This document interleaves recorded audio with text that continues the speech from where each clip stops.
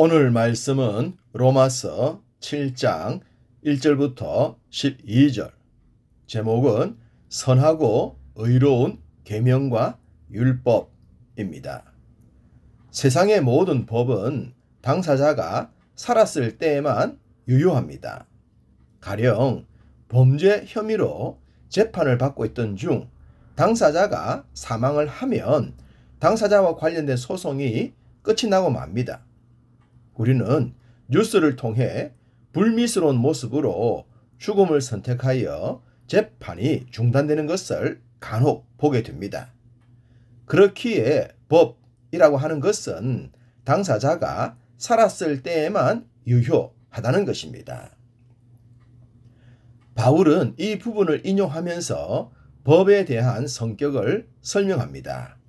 1절, 형제들아, 내가 법 아는 자들에게 말하노니 너희는 그 법이 사람이 살 동안만 그를 주관하는 줄 알지 못하느냐.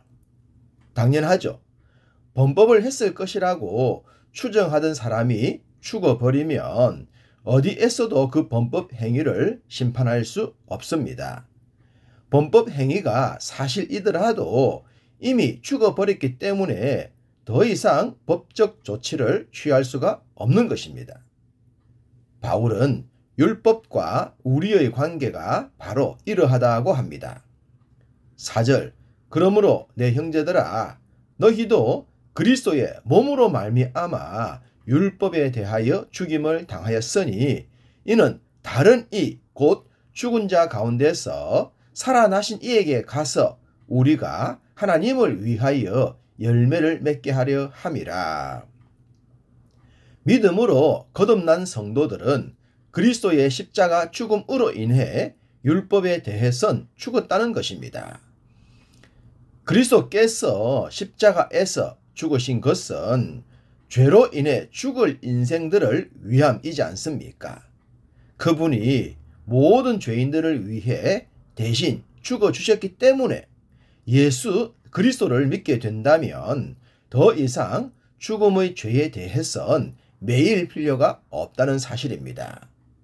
서두에 말씀을 드렸듯이 당사자가 죽음으로 인해 법이 더 이상 법적 조치를 취할 수 없는 것처럼 말입니다. 이것이 복음이 주는 은혜와 축복입니다. 그리스도 안에 있는 자들은 더 이상 옛 주인인 율법의 협박과 위협으로부터 괴롭힘을 당하지 않아도 됩니다.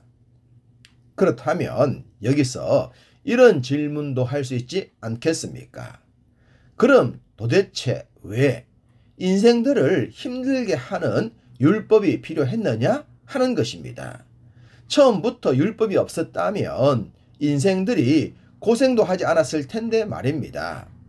이런 생각을 충분히 할 수 있지 않겠습니까? 처음부터 율법이 없었다면 인생들이 고생도 하지 않았을 텐데 말입니다.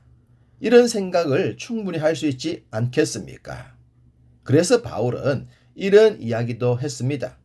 12절, 이로 보건대 율법은 거룩하고 계명도 거룩하고 의로우며 선하도다. 율법이 결코 악하거나 나쁜 것이 아니라는 겁니다. 그럼에도 불구하고 율법은 인생들을 힘들게 하죠. 바로 이러한 부분을 이해해야만 율법이 선하고 의롭고 거룩하다는 것을 믿게 될 것입니다.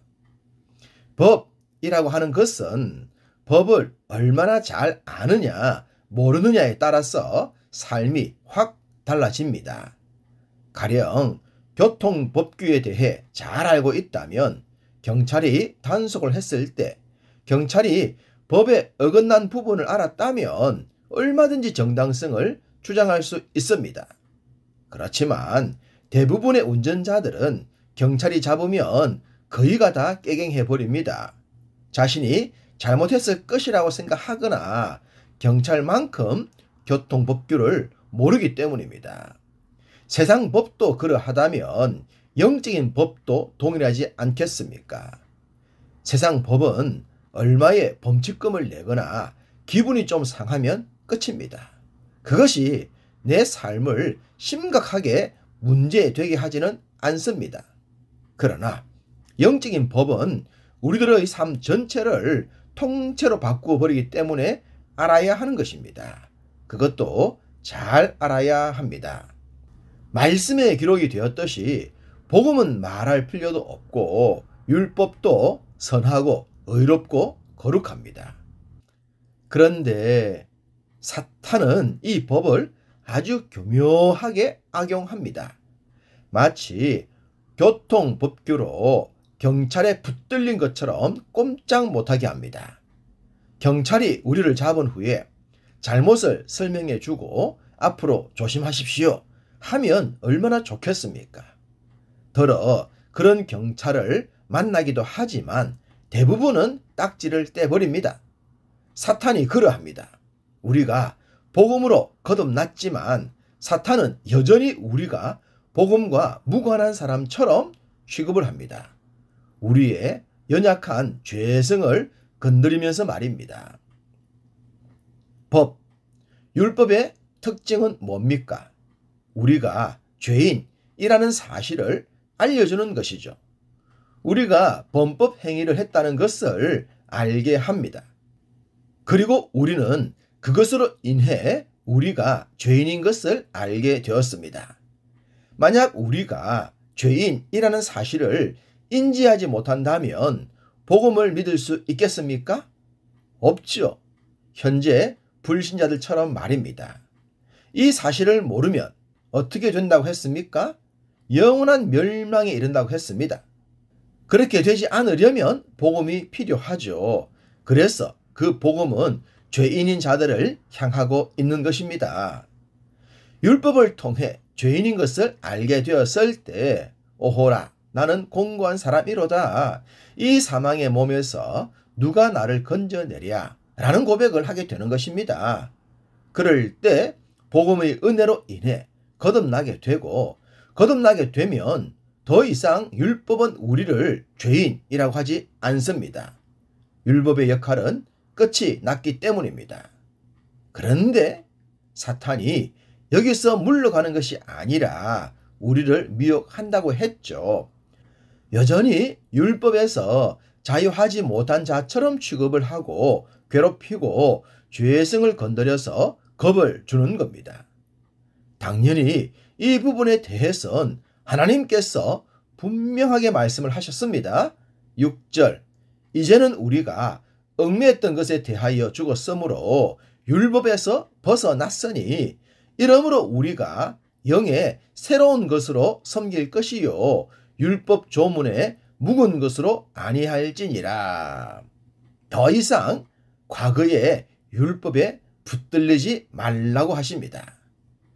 거듭난 주의 백성들은 영의 새로운 것으로 무장을 했고 영의 새로운 것으로 살아가기 때문입니다. 물론 그렇다고 해서 범죄로부터 완전하냐 하면 그것은 아닙니다. 여전히 죄를 지을 수 있죠. 그렇지만 그랬을 때에도 하나님께 용서를 구하여 용서함을 받는 것입니다. 용서의 복음이 없었을 때에는 용서받을 수 있는 길이 없었습니다. 그러나 지금 우리에겐 용서의 법이 있죠. 그래서 날마다 그 법 앞으로 나아가는 것입니다. 사탄은 곁에서 위협을 하겠지만 하나님께서 용서하여 주시니 곁눈질할 필요가 없는 것입니다. 앞서 말씀을 드렸듯이 우리가 법을 잘 알지 못하면 피해를 입을 수 있다고 했습니다. 하나님은 우리가 영적으로 그런 피해를 입지 않도록 상세한 가르침을 주고 계신 것입니다. 10절 생명에 이르게 할 그 계명이 내게 대하여 도리어 사망에 이르게 하는 것이 되었도다. 율법도 복음도 우리를 생명으로 인도하기 위해 존재합니다. 그러나 사탄은 우리의 연약함을 건드려서 사망에 이르도록 만들죠. 마치 선하고 의롭고 거룩한 율법도 오해하도록 만들면서 말입니다. 이런 사탄의 계략에 말리지 않아야 합니다.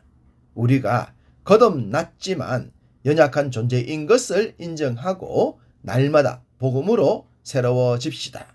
그리하여 선하고 의롭고 거룩한 법의 인도를 항상 받으며 살아가시기를 간절히